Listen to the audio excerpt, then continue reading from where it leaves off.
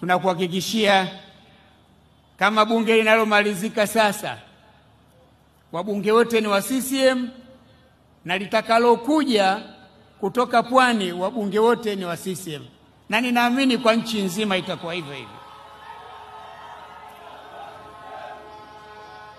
Pia tutakuletea madiwani wa Chama cha Mapinduzi ili halmashauri za wilaya na miji zote ziwe chini ya uongozi wa Chama cha Mapinduzi.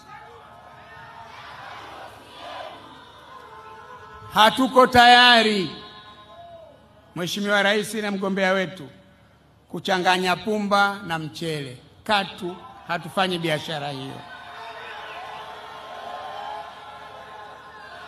Tunayajua madhara yake na hatutathubutu kufanya hivyo. Ndio maana tunasema Oktoba